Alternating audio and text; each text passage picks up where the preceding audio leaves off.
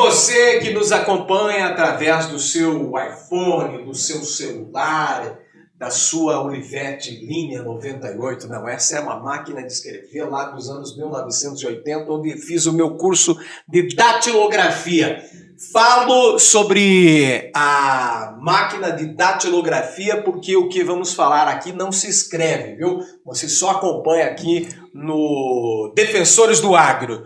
E o tema que este quarteto traz à mesa de debates hoje, neste que é o segundo episódio dos Defensores. Tiago Almeida, engenheiro agrônomo. Nosso amigo Jean Maestre, contabilista. Robson, o engenheiro civil. Grande Robson. E hoje o tema do debate não é outro que não um dos momentos em que nós estamos vivendo, né, com muita expectativa, porque estamos aí neste processo eleitoral, eleição que está chegando, não é? E eleições diferentes no Brasil. Para muitos, uma eleição que será divisora de águas. E o tema do Defensores hoje é justamente hoje. Hoje, o debate do dia, esquerda ou direita.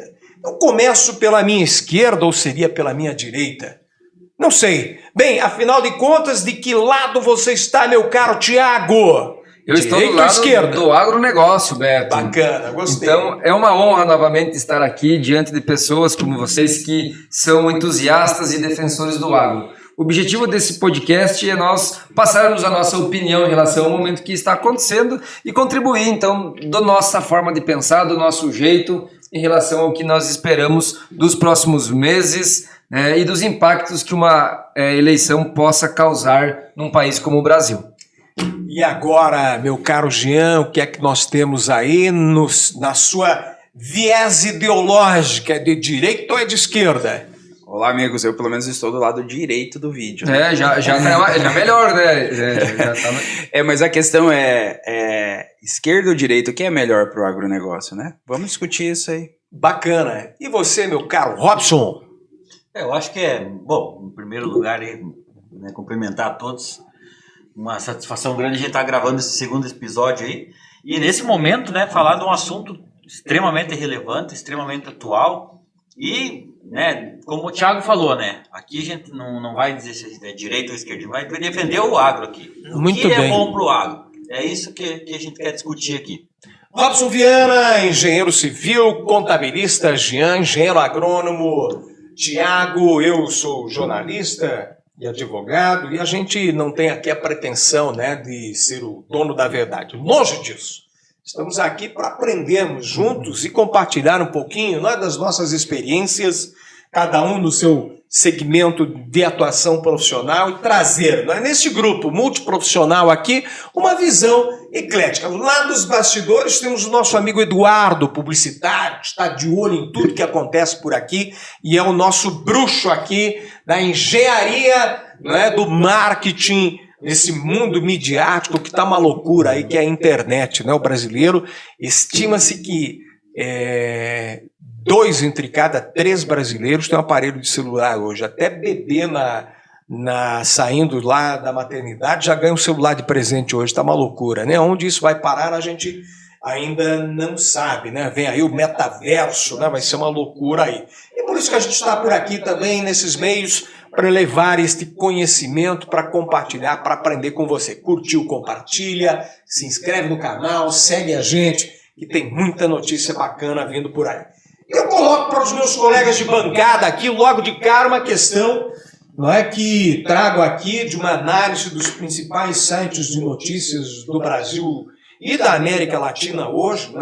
Temos aqui que essa onda, digamos assim, de esquerda chegou à América Latina. As recentes eleições no Chile, no Peru, na Bolívia e em Honduras definiram governos esquerdistas. E agora, em outubro, estamos com o Brasil, de fato, com eleições polarizadas. Vamos falar a verdade, vamos falar claro aqui. É Bolsonaro e Lula. São eleições efetivamente polarizadas. Na Colômbia, que tivemos a eleição agora no mês passado, o presidente Gustavo Petro foi eleito no segundo turno com 50,44% dos votos aqui na Colômbia. E por que trago ele? Porque ele é de esquerda. Então, Falta, sim, de peso na América Latina. O Brasil é liderança nesse contexto, economicamente, enfim, em todos os seus aspectos geopolíticos. Então, falta o Brasil definir para que lado ele vai, galera. E se a gente considerar que 2018, um pouco antes de Trump tinha ganhado, a gente estava com um movimento mais de conservadorismo, né, mais de direita, imagina então que tem chances da esquerda ganhar no Brasil, porque sempre são movimentos, são ciclos, a gente falou no último podcast, se vem nos outros países ganhando esquerda, né, tem chances aí no Brasil também. Agora, antes da gente entrar no mérito aí dessa questão esquerda e direita, eu vi que o Thiago está afiadíssimo para falar aqui. Eu gostaria que vocês me ajudassem a resgatar um pouquinho dessa história. Porque a gente fala, a esquerda é de direita, é de centro-esquerda, é de centro-direita, mas, afinal de contas, essa tal dessa esquerda aí, quando é que nasceu esse negócio aí, galera? Você tem essa informação? Para variar, na França, né? Na França, lá. E lá domina a esquerda. Na Revolução Francesa, nas assembleias... Do imperador lá, enfim, eu não tenho muito claro. Monárquico ainda. Exatamente. Então, os mais conservadores, os que defendiam mais a religião e defendiam o imperador, ficavam do lado direito, e os mais, vamos dizer assim, defensores mais de uma justiça mais social, de uma república, um negócio mais democrático. Os mais dependentes, né? Não sei tá direito. Querendo me dizer que eram contra as elites da época. Talvez ali bateu. Exatamente. De um lado a elite e do outro lado mais social, mais trabalhador, talvez, né? Por aí. Mas depois foi evoluindo, né? Com o tempo foi evoluindo, foi se entendendo mais, foi ganhando ideologias, né? Foi ganhando características, os lados, né? E entrou a parte do centro, né? Centro-esquerda, centro-direita, enfim. Hoje, no Brasil, por exemplo... independente, já estou colocando minha opinião, independente de esquerda ou direita, quem determina as coisas é o centro que está no Congresso. Né? Perfeito. E acredito, né, Beto e amigos, que é de fundamental importância nós deixarmos muito claro, como a gente comentou, que nosso principal partido é o agro, né? Nosso objetivo aqui é defender o agro. E talvez é de suma importância para as pessoas que nos assistem, que nos ouvem, entenderem o tamanho da influência política e o impacto disso para o futuro de um país igual o Brasil, que é totalmente ligado ao agronegócio. Verdade. A importância da geopolítica, né, até mesmo porque o Brasil, se a gente falar do nosso negócio, nós somos um país que produz alimentos para o mundo. Se a partir do momento a gente tiver uma governança independente do lado que seja, que proíba isso, obviamente nós vamos ter uma sobra de alimentos gigante e uma falta em outros continentes, mas o qual pode criar uma desestruturação gigante economicamente, propriamente dito, no Brasil, porque nós somos um país do agronegócio.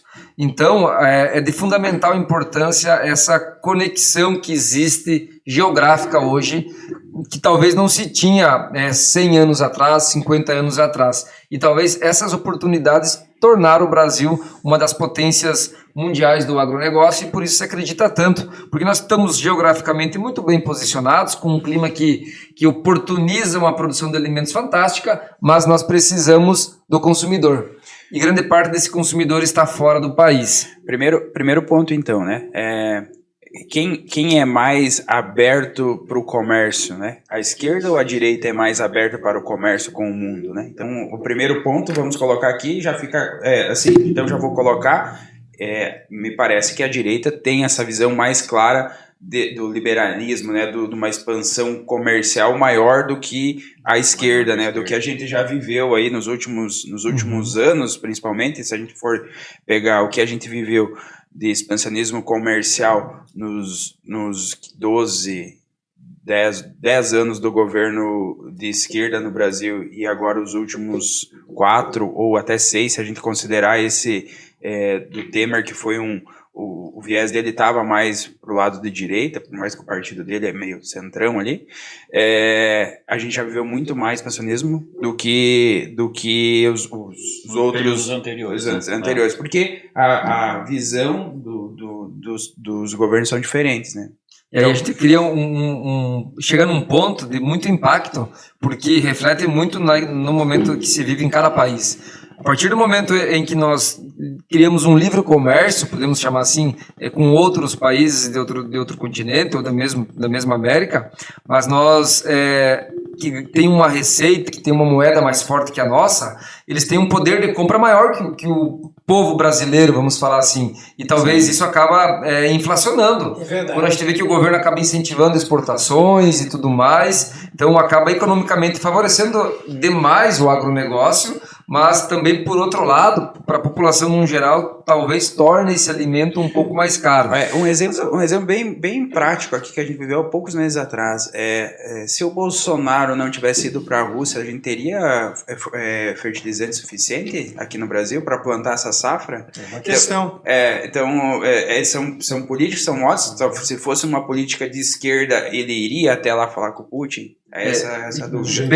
Bem lembrado já esse ponto, porque nós se posicionamos como fornecedor de alimentos para o mundo, mas nós somos altamente dependentes de insumos de outros países para ter a condição de produzir o que nós produzimos hoje.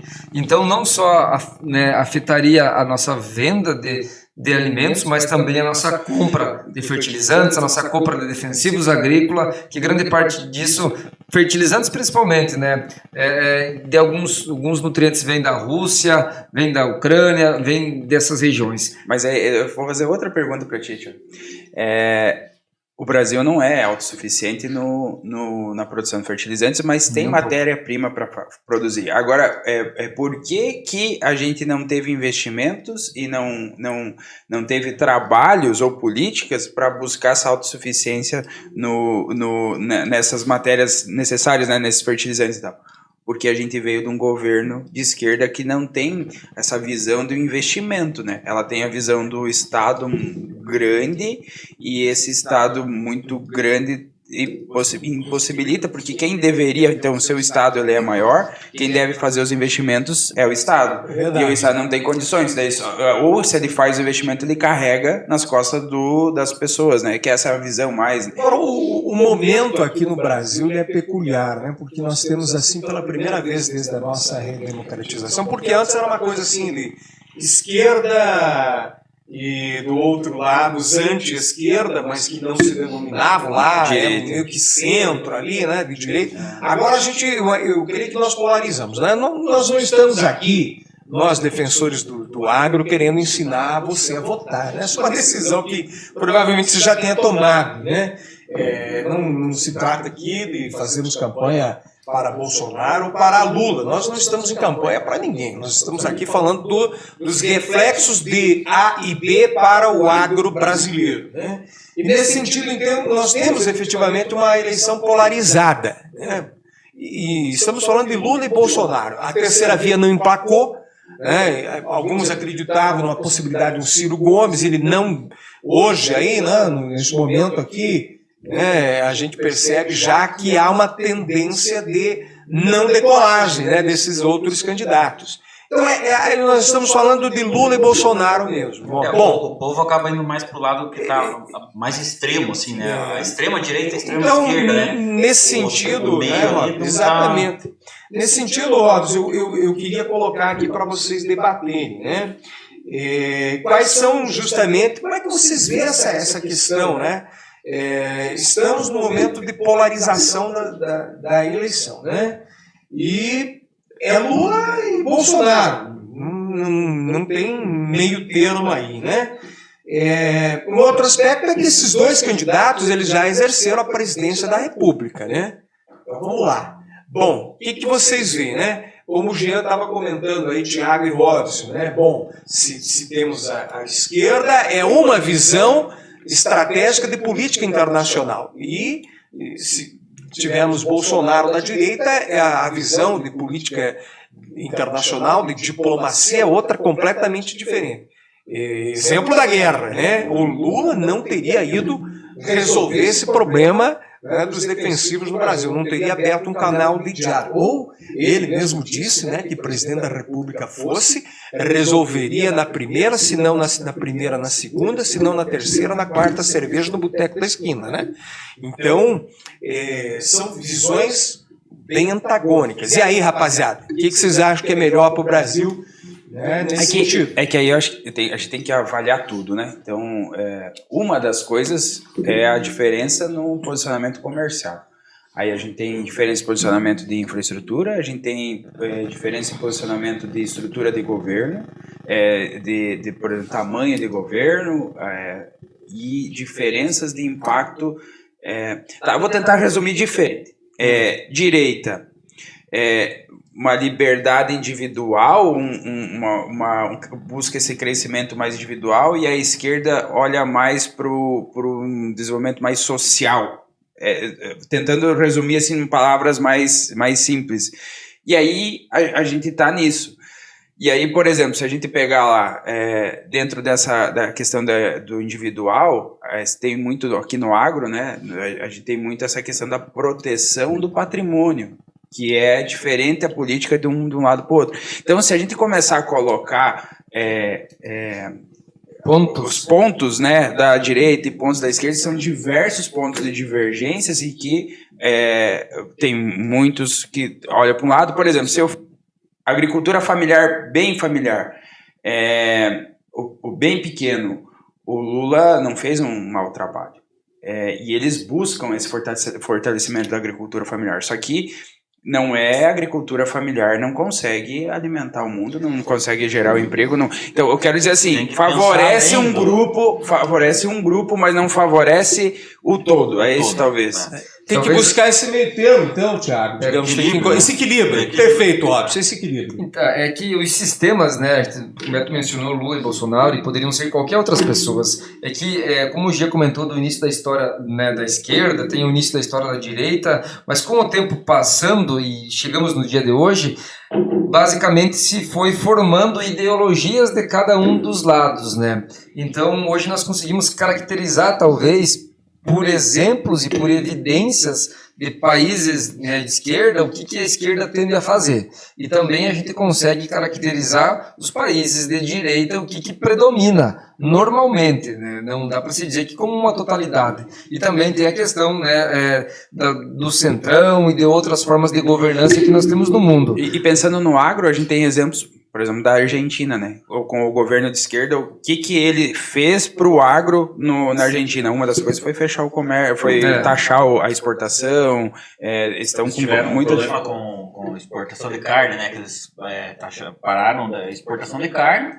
E o pessoal simplesmente parou de produzir e eles tiveram uma crise enorme, né? E que aqui no Brasil foi sugerido também, se a gente tivesse um governo de esquerda, para combater a inflação, taxar a exportação, por exemplo, taxar a exportação de soja, de carne, enfim, dessas coisas, então automaticamente vai cair o preço dos produtos aqui. E também vai ficar menos atrativo, né, pro brasileiro, pro produtor brasileiro comercializar para fora do país, e também menos atrativo, né, para os outros países adquirirem aqui em função da alta de preço. Só que daí no curto prazo até pode ter um benefício, só que essas políticas a longo prazo, normalmente elas não dão certo, que é o que acontece nesses países aí que a gente já conhece. Então, de uma forma... E só para vocês se colocarem na balança aí desse debate, né? O agronegócio é responsável pelo equilíbrio da balança comercial brasileira, né? As exportações brasileiras, né? A agricultura comercial, então vamos colocar dessa forma. De outra parte, a agricultura familiar, eu tenho que lembrar aqui, eu tenho que né, trazer esse contraponto, né? A agricultura familiar é responsável por 80% dos alimentos in natura, que vai à mesa dos brasileiros todos os dias. Então, eu quero colocar assim, que não tem como separar aqui, né? Não tem como a gente escolher, não, eu vou ficar aqui com a agricultura comercial, com o agronegócio, ou vou ficar com a agricultura familiar. Os dois, não é, são fundamentais para a economia. Não só para a economia, para a segurança alimentar do Brasil. Então, assim, eu volto a colocar assim para vocês, né? Bolsonaro e Lula, né? Pesos e contrapesos, né, das duas correntes ideológicas, sim, para o agro no curto prazo aí, porque a gente está falando aí já do ano que vem reflexos, caso, né, Bolsonaro, caso Lula se tornem nossos presidentes, né? Que vão ser os presidentes de todos os brasileiros depois de eleitos. É isso que defensores do agro defendem. É briga no voto, viu, gente? Aqui, né, democracia acima de tudo. A gente pode chegar numa conclusão, talvez em comum, então, pelas características dos países de esquerda versus direita, que a direita ela favorece, fortalece, incentiva o livre comércio entre países, entre continentes, na maioria das vezes. Acho que isso é bem nítido, né, da direita quando comparado à esquerda. Aí a gente traz para um segundo ponto, no meu ponto de vista, que a esquerda tende a fortalecer muito o Estado, e a direita deixar caminhos abertos para fortalecimento de empresas privadas, de empresas individuais. Então isso é bem característico também dos dois sistemas. E a opinião de todo mundo que nos ouve em relação a isso, talvez vai estar muito ligada em que momento de vida eles estão. Porque se são empreendedores, se são pessoas, né, que tiveram uma trajetória de empreendedorismo, talvez a direita acaba favorecendo. Por outro ponto, se são pessoas que estão linkadas a empresas estatais, que estão vivendo de trabalhos voltados a isso, obviamente, talvez o interesse é que a esquerda se mantenha no poder para se permanecer, então, usufruindo, talvez, dessa forma de trabalho, eu diria assim. Eu acho que o Brasil tem problemas estruturais e eu acho que ele não pode deixar de ter um olhar social. O olhar social do governo ele tem que ser importante e a esquerda tem esse olhar legal para isso. Só que eu acredito ainda que a longo prazo a direita ela leva o desenvolvimento social na carona do econômico, como é que eu posso dizer? Com o desenvolvimento, né, econômico, tudo crescendo, tem um crescimento também das pessoas. Reflete no social. Exatamente. Então, essa primeira camada que mais sofre, que passa fome, vamos pensar assim ainda. Então, com o país crescendo e se desenvolvendo, ele vai crescer também. Porque, se a gente, sei lá, eu não conheço pessoalmente os Estados Unidos, mas eu acredito que a quantidade de pessoas com dificuldades, né, deve ser infinitamente menor do que as que a gente tem no Brasil. Eles têm uma moeda muito fortalecida, uma das principais economias do mundo também. Mas não falta emprego, hoje a gente vem aí com 10. Mas por que não falta emprego? Pela economia, talvez. Ela ser voltada. Né? O Estado é muito pequeno e a economia ela é muito grande. Então, eu penso assim, né? Que talvez um governo de direita ele leva também esses benefícios para essas pessoas que mais precisam, mas é mais longo prazo, né? Ele permite, eu entendo assim que talvez ele permita que as empresas se estruturem mais, né, tenham esse acesso ao livre comércio, e a gente vê o reflexo disso no agro hoje, a quantidade de empregos que está sendo gerado no agro hoje, né? Sim. O setor que mais está alavancando o número de empregos no Brasil é o agro, né? Que sustentou o país em momentos de dificuldade, então, e de crise. Graças a esse equilíbrio, né? Mas assim, vocês não acham que talvez, vamos falar dessa campanha em si, hoje acho que a gente parte muito para um lado assim que a esquerda defende muito, que é a esquerda mais radical, mais forte, é a mesma coisa a direita.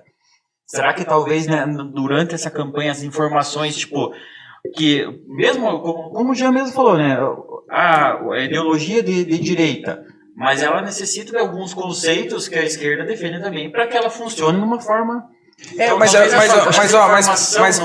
Mas pegando a parte social, o último governo teve uma pandemia porque precisava, né? Não tinha o que fazer.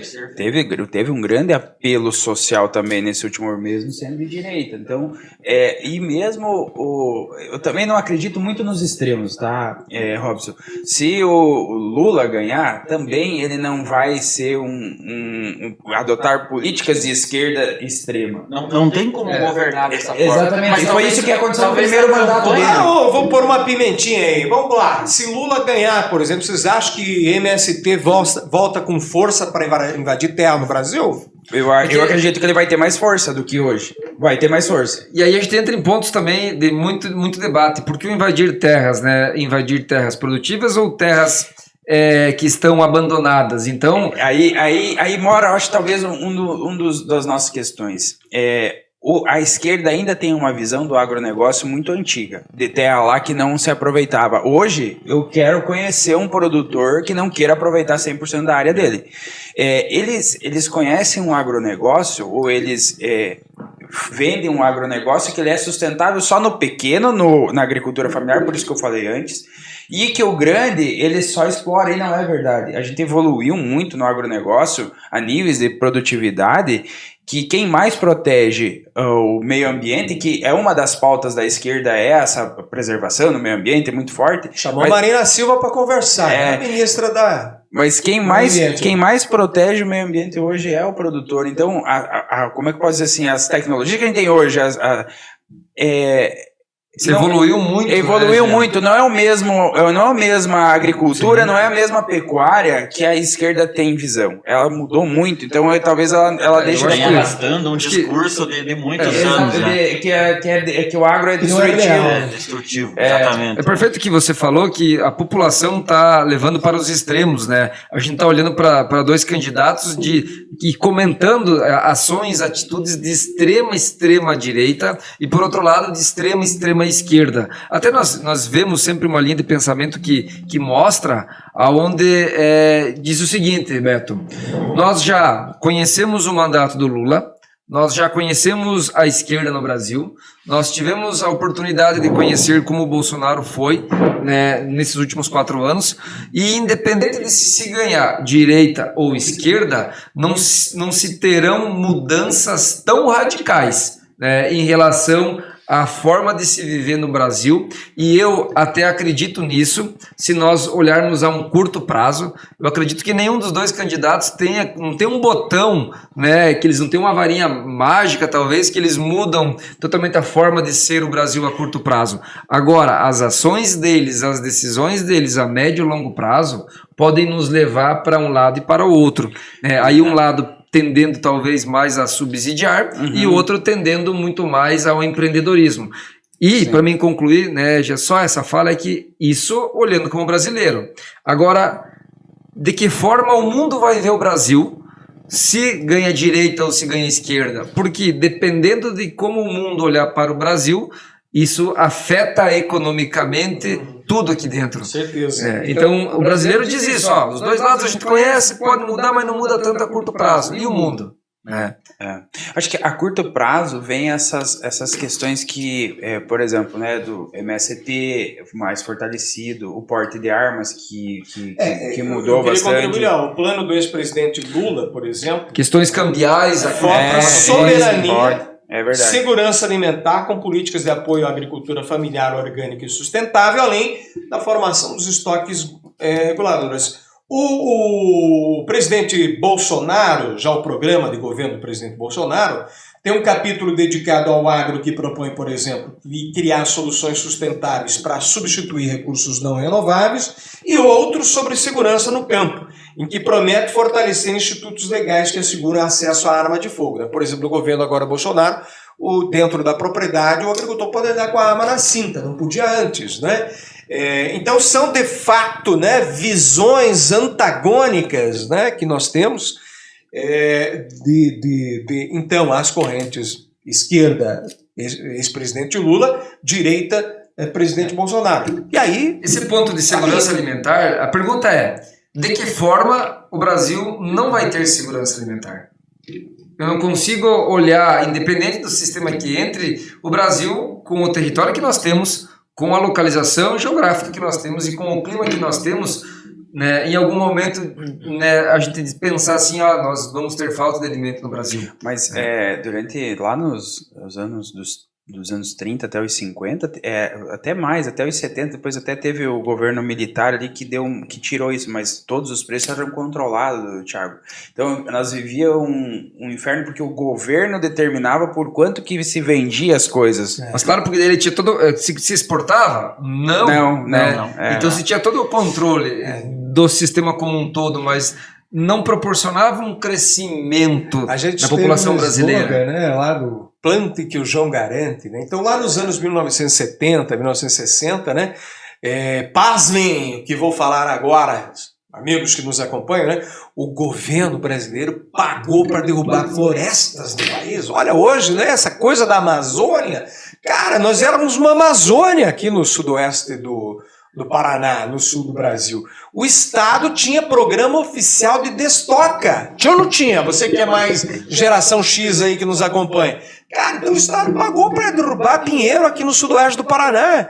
Tinha dinheiro para derrubar pinheiro aqui, para derrubar as florestas. Bom, onde eu quero chegar com isso, né? Que quer dizer... Depende da visão e do momento histórico em que estamos, nós temos um olhar sobre aquela realidade. Hoje tem todo esse mimimi da Amazônia, mas veja, essa história, porque é um pulmão do mundo, agora se coloque no lugar daquele cara lá, entendeu? Que tem terra, mas que não pode plantar um pé de milho porque não pode derrubar uma árvore. Eu tenho, cá para mim. Sem entrar no mérito ambiental aí, gente. Eu só digo que meio ambiente saudável é aquele em que o homem, o ser humano está inserido, com qualidade de vida. Isto, para mim, é meio ambiente sustentável, economicamente viável e equilibrado.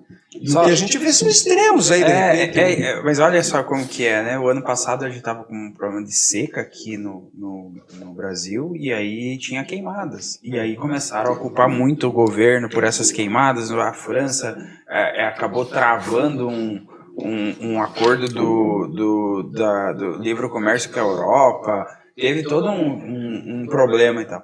E agora se tem mais foco de incêndio na França do que no Brasil da época, porque a França também está passando por a Europa toda, ela está passando por um momento de seca lá e também está com problema. Não se fala uma vírgula, né? A gente não ouve falar disso, assim, tem que ficar procurando para aparecer alguma coisa. Né? Eles dependem muito dos números do Brasil, né, nesse ponto, assim, porque se você for olhar na Europa, o percentual de área preservada que eles têm é mínimo, né? Mas aí o Brasil tem que ter 80%. Então, exatamente. Então, o discurso é muito forte. Não, tem 80% dos números que o Brasil tem que apresentar. Então, por isso até tem essa coisa, se a Amazônia ela é nossa ou não é, né? Porque todo mundo se sente dono, né? E cita qualquer percentual. O que o povo quer não é a árvore, é o que está embaixo da terra. Mas nós não temos 80% de área preservada, mas nós temos 66%. Então. E nós utilizamos para áreas agricultáveis 7% do território nacional só. E dessa forma nós ainda assim nos transformamos numa potência de produção de alimentos para o mundo. E talvez o que falta é as pessoas pensarem um pouco mais, refletirem um pouco mais, talvez até mesmo estudarem um pouco mais sobre as informações, e falta o brasileiro como um todo defender um pouco mais o Brasil. Sabe que são duas coisas que eu quero colocar aqui, mas o fato de estar polarizado as eleições desse ano, principalmente, a última já foi, mas esse ano é mais... faz com que as pessoas entrem um pouquinho mais na política e se envolvam um pouquinho mais em política, tentam conhecer, né, o viés, né, porque ficou pouca coisa para analisar, porque antes quando tinha muito candidato, muito centro, muita coisa ali no meio, confundia muito, tanto que a gente teve governo do PSDB achando que ele era direita e ele nunca foi. Então, a primeira questão é bom que a gente tenha essa polarização, que a gente consegue identificar um pouco mais ou conhecer um pouquinho mais de política.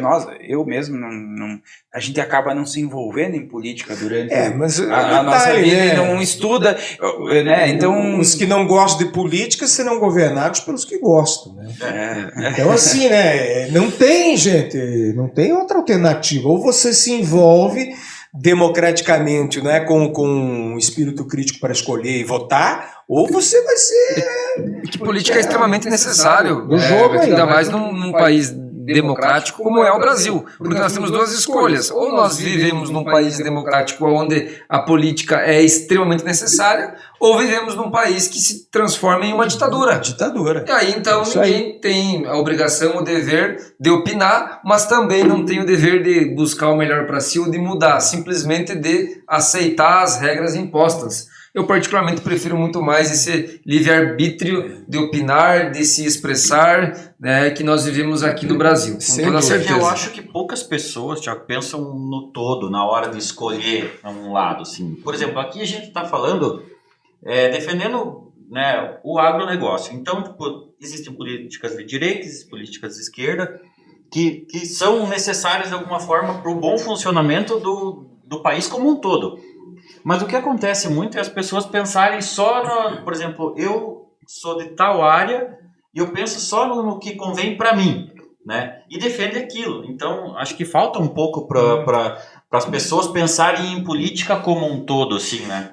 Uma coisa que enquanto você falava, eu lembrava, o que eu vejo, assim, muito, né, é que enquanto a direita quer que você se vire, se corra atrás das suas coisas, a esquerda quer que você fique dependente dela. Porque com o Estado maior, né, mais forte, as pessoas ficam dependentes do Estado. Então, aquelas pessoas que não querem buscar, correr atrás das coisas, realmente a esquerda vai ser melhor para eles.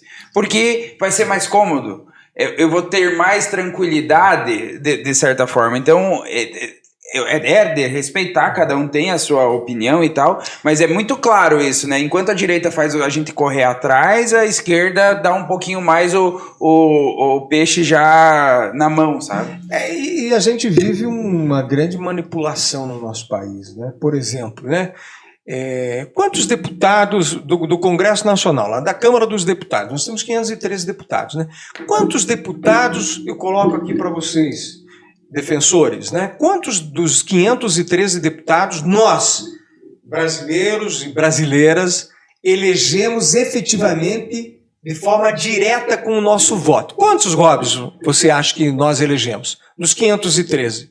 É difícil, né? Não, você pode me responder, digamos assim, né? Todos, né? Não é, Jean? Todos, obviamente. Todos foram votados. 513, todos. Não com o nosso voto direto, né? Porque existe toda essa manipulação, cálculos complexos, já começa por aí, né? Do coeficiente eleitoral. Então eu voto, primeiro o voto vai para a legenda, depois vai, agora tem a federação partidária também, para depois sair num cálculo de alta complexidade para elegermos. Então dos 513, com voto direto mesmo, ou seja, aquele cara que fez 500 mil votos, se elegeu pelos seus 500 mil votos, nós temos 27 deputados. Cara, isso dá 5% da Câmara dos Deputados. O resto é Cara, tudo da legenda. Levou Ou junto, seja, né? vou citar um exemplo de um fenômeno eleitoral nas eleições recentes, o Tiririca, 1 milhão de votos em São Paulo. Ele elegeu 5 deputados, não me falha a memória, e um deles fez em São Paulo. Parece-me que, olha, podemos ver, mas 2.500 votos. É um número ridículo. Não se Não elegeria elege um vereador. nem para vereador. Aqui no sudoeste do Paraná. Perdão. Então veja, o que eu quero dizer, não é que nós somos manipulados o tempo inteiro. E esse sistema interessa a quem? Dizem que é porque daí, né, nós temos aí a possibilidade de dar uma chance para todos aqueles que não teriam condições do voto direto de eleger um representante. Cara, isso para mim é balela, cara.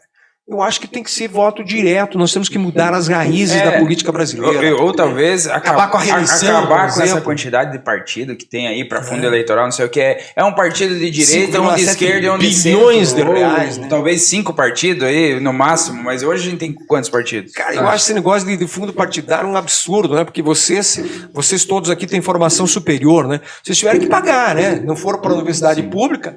Justo, né? Mas eu digo, se você quiser fazer um curso, se você quiser se especializar, você tem que pagar. Aí o cara quer ser deputado federal e eu tenho que pagar a conta do negócio, cara. Como é que é isso? Para com isso. Bom, enfim, mas essa é uma outra história. Galera, temos rodada final aí de nosso bate-papo aí. E temos um detalhe que nós não comentamos, que talvez é bastante impactante, é o fator da corrupção. Até porque, independente se sendo de direita ou de esquerda, com um Estado muito fortalecido, com um Estado com diversas empresas estatais, com um paternalismo dentro dessas empresas, nós temos uma abundância gigante de dinheiro. O Brasil cobra muito imposto.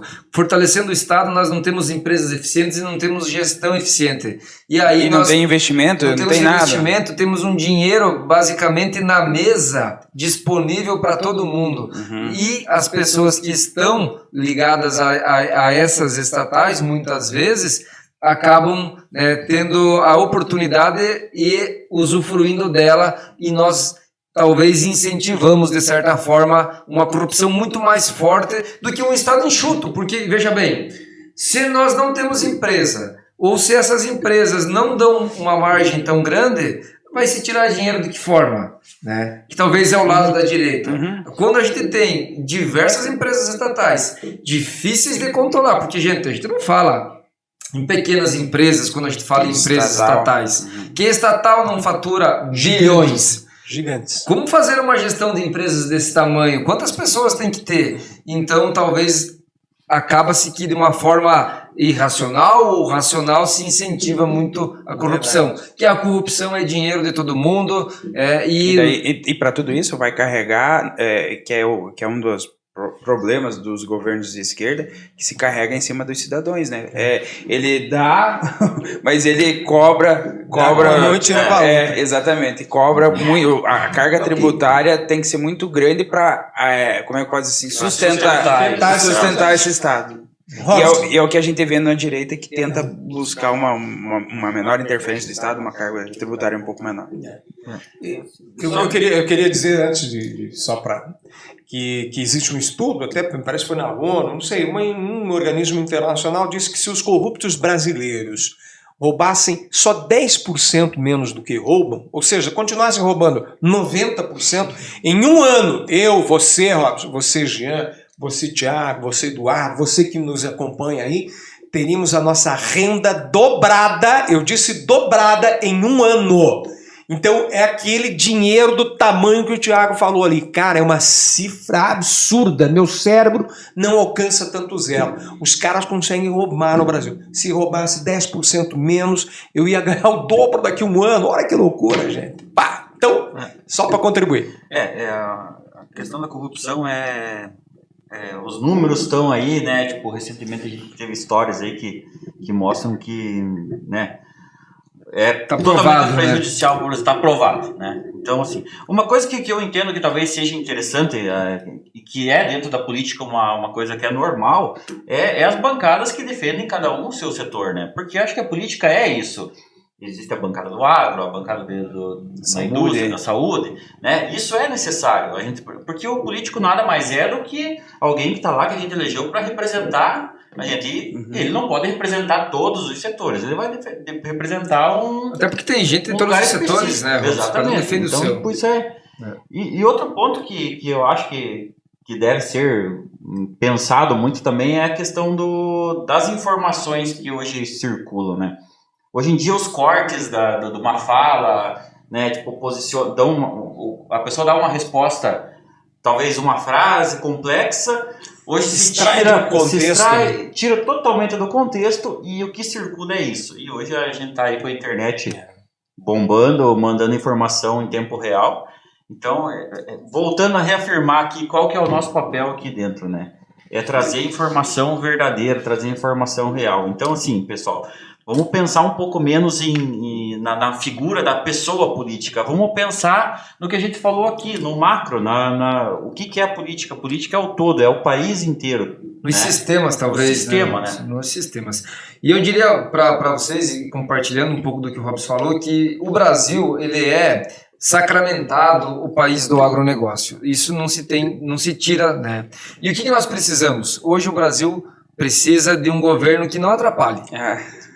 Então, se nós tivermos um sistema, um governo que não atrapalhe, esse povo fantástico brasileiro dá conta sozinho de prosperar e de levar economicamente o país para frente e cada vez mais se tornar, né, a próxima potência mundial. Então, ambos os lados têm benefícios e ambos os lados têm pontos a melhorar e também coisas que a gente considera que não deveriam ser feitas.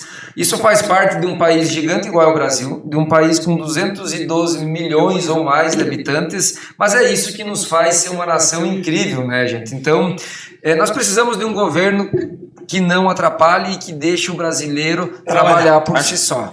Trabalhar a gente inteira. De fato é isso mesmo, tá? Mas se a gente pensar a identificação, a gente tem que ser sincero, a identificação do agro, se a gente colocar todos os pontos do lado da direita e do lado da esquerda, o agro se identifica hoje mais com as posições de direita, tá? Então isso é claro.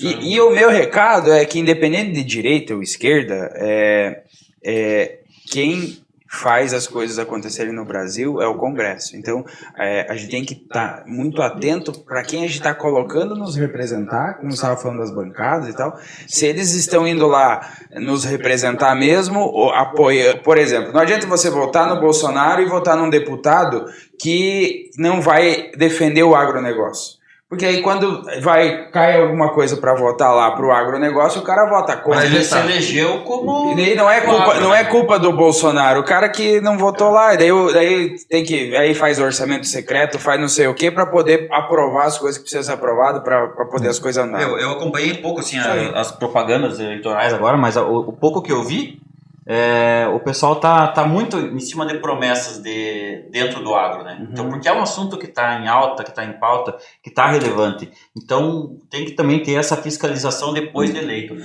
E eu fecharia, Beto, dizendo o seguinte: a todas as pessoas que estão na dúvida de direita ou esquerda, elas podem olhar para evidências e para provas olhando para os países que são de direita, como estão economicamente, o que as pessoas que vivem nesses países de direita falam, e olhando para os países que estão de esquerda, avaliando da mesma forma economicamente como eles estão e o que as pessoas desses países falam. E eu diria a todos que para quem quer sobreviver, talvez a esquerda seja o melhor sistema. Mas para quem tem o desejo de viver a vida intensamente, com liberdade e com um mundo cheio de oportunidades, a direita, sem sombra de dúvida, é a melhor opção. Muito bem. Nós não somos professores de ninguém. Trazemos aqui para a mesa as nossas experiências enquanto profissionais nas diversas áreas de atuação e esperamos contribuir com vocês, para que juntos possamos crescer, né? Lembrando que os que não gostam de política serão governados por aqueles que gostam, né? Então, queira ou não queira, é o jogo que está aí e é o jogo para ser jogado. Valeu, galera! Vamos junto, né? Um grande abraço, gente. Até a próxima. Até a próxima, hein? Defensores do Agro, curtiu, compartilha, inscreve-se no canal e seguimos juntos aí para buscar informação, para levar informação Verdadeira do agro, né? Para todos vocês. Até a próxima.